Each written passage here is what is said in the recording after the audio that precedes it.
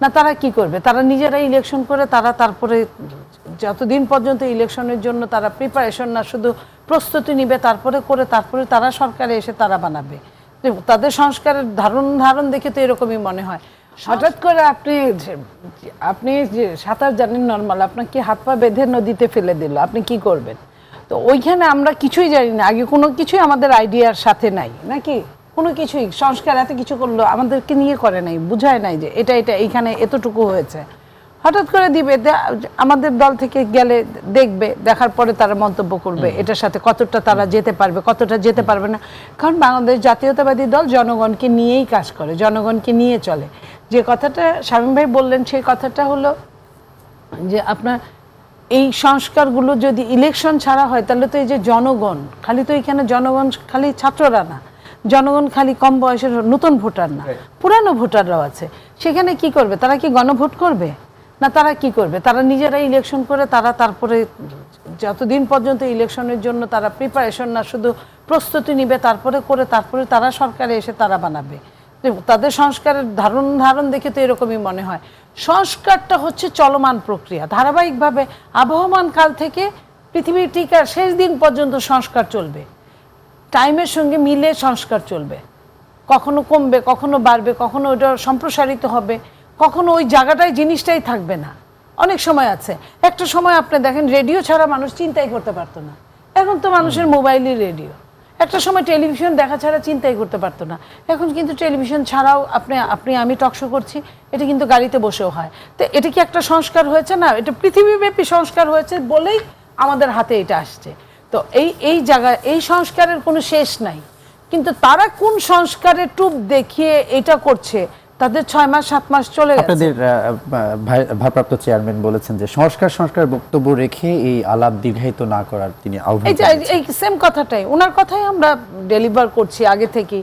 এখন উনি বলছেন, উনি এতদিন দেখেছেন যে কোনো কাজের কাজ কিছুই হচ্ছে না, তো এই সংস্কার নিয়ে তারা সব কিছু বন্ধ রেখে তারা সংস্কার নিয়ে দ্রব্যমূল্যের দাম ঊর্ধ্বগতি হবে, আপনার জীবনযাত্রার মান নিম্নগামী হবে, আপনার মনে করেন আইন শৃঙ্খলা চরম আকার ধারণ করবে, মবকে জনগণ হাতে তুলে নিবে। হ্যাঁ, তো জাস্টিসের জায়গায় জাস্টিস থাকবে না, মব জাস্টিস হয়ে যাবে, যে কোনো সময় চাইলে আন্দোলন করা যাবে, যে সেই আন্দোলনের কোনো কুল কিনারা নাই, আন্দোলনের কোনো সমাধান নাই, হয়ে যাবে। এইভাবে তো হতে পারে না, এইভাবে একটা দেশ চলতে পারে না। সেই জন্যই একটা গণতান্ত্রিক রাষ্ট্রের দরকার, গণতান্ত্রিক সরকারের দরকার। আমার নামটা গণতান্ত্রিক রাষ্ট্র, আমি তো কাজে পাচ্ছি না। 5 আগস্টের যে জুলাই আগস্ট গণ অভ্যুত্থানে আপনারা বড় একটা অংশীজন এই আন্দোলন বলছিলেন, এই জন্য কি ফেব্রুয়ারিতে আমরা দেখছি যে পতিত সরকারের যে রাজনৈতিক দল আওয়ামী লীগ তারাও কর্মসূচি দিল এবং তারা কর্মসূচি পালন করছে এবং আপনারাও বেশ কিছু কর্মসূচি রেখেছেন? আমাদের তো ধারাবাহিক কর্মসূচি, আমাদের কর্মসূচি চলছে। আপনারা জানেন যে 31 দফা নিয়ে ইতিমধ্যে সমস্ত বাংলাদেশে আমাদের বিভিন্নভাবে সেমিনার, সিম্পোজিয়াম সেগুলো চলছে, দলের মিছিল, মিটিং সব কিছুই চলছে, অব্যাহত আছে। এখন পতিত সরকার কিভাবে প্রোগ্রাম করে এটা সরকারের ব্যাপার, বর্তমান সরকারের ব্যাপার।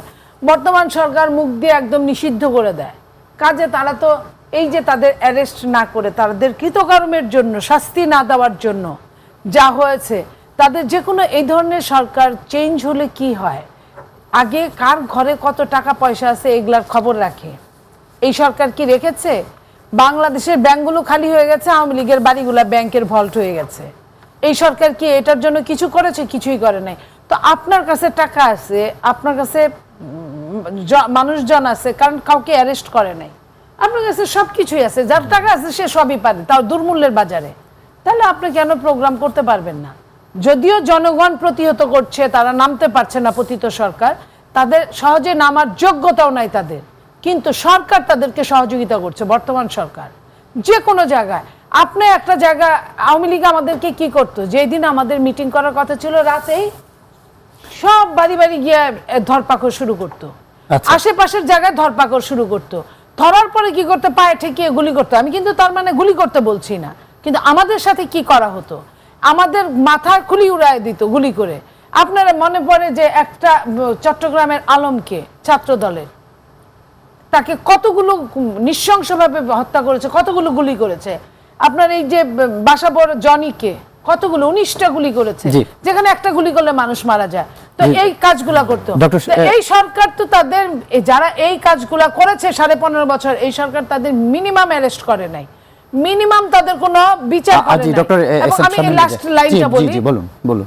মিনিমাম যদি টাকা পয়সাগুলোকে যদি 1000 টাকার নোটের যদি বদল করত, 500 টাকার নোটকে যদি বদল করত, তাহলেও বাংলাদেশের ভাগ্যের অনেক পরিবর্তন ঘটতো। কারণ যাদের ঘরের মধ্যে হাজার হাজার কোটি টাকা আছে, ওই টাকাগুলো তারা ভাঙাইতে পারতো। Doctor S M Shamim Reza, তার মানে কি এই সরকার সহযোগিতা করছে তাদের প্রত্যেকটা ব্যাপারে? এই যে